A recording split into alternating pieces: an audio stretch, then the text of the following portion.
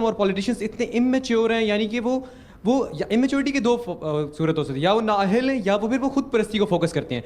तो अगर हमारा पॉलिटिकल सिस्टम इतना इमेच्योर है, तो मैं समीउल्लाह, मैं ये क्यों नहीं चाहूंगा कि मैं अपनी खुद परस्ती पे फोकस करूं और मैं पाकिस्तान से बाहर जाऊं जहां पर मुझे अच्छी डिलीवरेंस मिल रही है, जहां पर मुझे अच्छी फैसिलिटीज मिल रही हैं। मैं समीउल्लाह अपनी खुद परस्ती और को फोकस करके बाहर क्यों ना जाऊं जहां पर मुझे अच्छी फैसिलिटीज मिल रही हैं। क्योंकि आप पाकिस्तान से मोहब्बत करते हैं।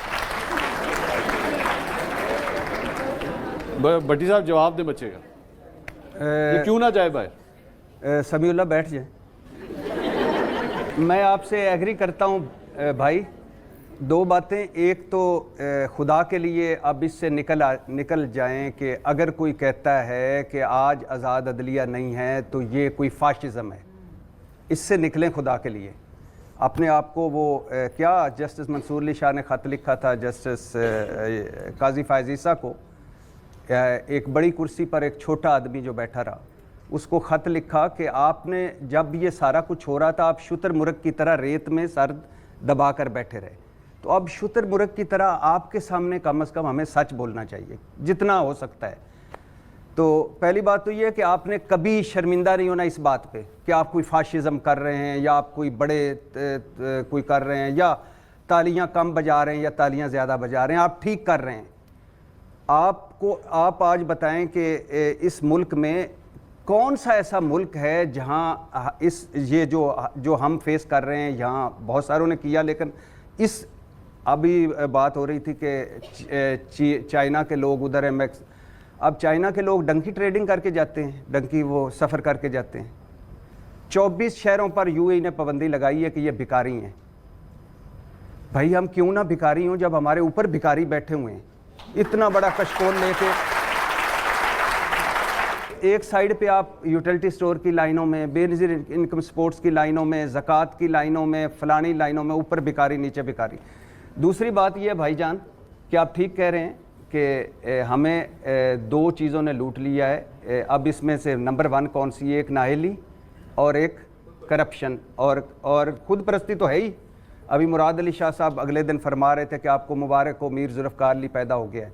आप अंदाज़ा करें, कोई चाचा बन गया, कोई मामा बन गया, कोई ताया बन गया, कोई फुप्पी बन गया। मैं सोच रहा था किसी दिन मिलूं कि मैं क्या बन गया हूँ। इंटरेस्टिंग बात बताऊं, हम लोग समझते हैं कि हम ट्वीट्स करते हैं उससे कोई फ़र्क नहीं पड़ता, शायद ज़्यादा से ज़्यादा आपकी यूनिवर्सिटी के कोलीग्स ही उससे पढ़ लेते होंगे।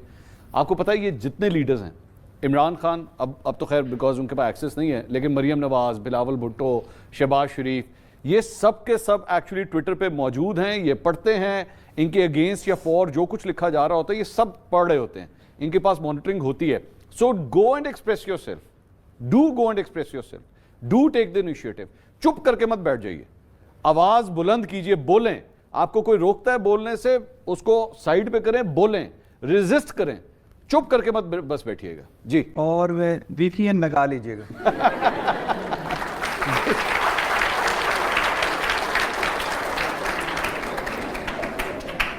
आपकी आज़ादी पे बात हो रही थी, तो कैसे ये हो सकता है कि जो खुद करप्ट जिनके केसेस चल रहे हैं वही अमेंडमेंट कर रहे हैं? और जैसे अभी बिलावल ने कुछ दिन पहले कहा था कि अगर बंदे पूरे ना हुए हमारे लिए अमेंडमेंट के लिए तो हम उसके लिए ज़बरदस्ती करा देंगे। ये कैसे पॉसिबल है कि ऐसे अदलिया आज़ाद रहेगी? और 6 जजेस के जो खत थे उसके बारे में भी जी मुझे आप ज़रा बता दीजिए किस किस पर कौन कौन से केसेस हैं? बहुत से लोग हैं, इनके केसेस करप्शन पे काफी के नाम चले और लेके उनके बता खत्म हो दीजिएगा गए। ना, नाम लेके बता दीजिए। आप माशाल्लाह बहुत पढ़े लिखे हैं, नौजवान हैं, कि इस बंदे पे ये केस है और ये साबित हो चुका है।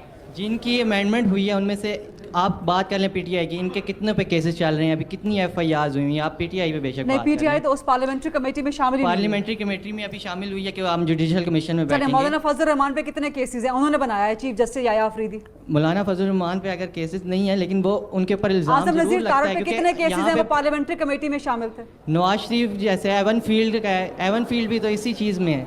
यही तो प्रॉब्लम है, यही मैं आपसे गुजारिश कर रही हूँ। Let's move. मेरा ख्याल में आपकी बात का जो जिस्ट था ना, जो मैं एक मिनट, आपकी बात का जिस्ट ये था कि जो थोड़ी देर पहले शायद भट्टी साहब भी बात कर रहे थे कि जो लोग एक्चुअली जाके डिसीजन मेकिंग कर रहे हैं या ये अमेंडमेंट्स कर रहे हैं वो इतने नीट एंड क्लीन नहीं है कि उनके हाथ में इतनी बड़ी नहीं तो हमें क्या चाहिए? हमें फरिश्ते लेके आने हैं, मिकाइल जिब्राइल अलैहिस्सलाम लेके आने हैं, कौन लेके आना है? दूसरी बात ये कि ये हमें एक पॉपुलिस्ट बयानिया हमारे दिमागों में भर दिया गया है कि जी फलां चोर है, फलां करप्ट है, फलां ये है, फलां ये है। भाई खुदा के लिए पढ़ तो लीजिए, समझ तो लीजिए किसके खिलाफ केस कहां से बना है, किसके खिलाफ केस कहां से साबित हुआ है, पार्लियामेंट्री कमेटी कौन है, जज कैसे बना है। नवाज शरीफ साहब पर एवन फील्ड का केस है, अभी तक मनी ट्रेल नहीं दे सके।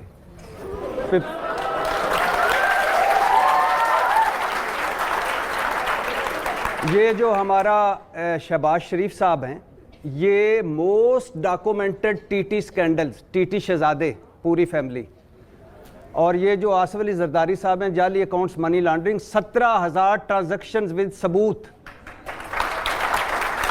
आजम नज़ीर तारड़ साहब के बड़े कौन हैं? नवाज शरीफ साहब, शहबाज शरीफ साहब। और जो नवाज शरीफ साहब कहते हैं मेरे बच्चे अरबपति हो गए, मैंने तो पता ही कोई नहीं। आप में से कोई है कोई अरबपति हुआ ऐसे? शहबाज शरीफ साहब कहते हैं पता ही कोई नहीं मुझे, तो मेरे अहले खाना। और बिलावल कहता है अबू जान का पता ही कोई नहीं। तो इस मुल्क में सिंपल सादा आप ये ज़हनों में रखिए कि जब आपकी पार्लियामेंट अदलिया लगाएगी तो वो अदलिया आज़ाद कैसे होगी?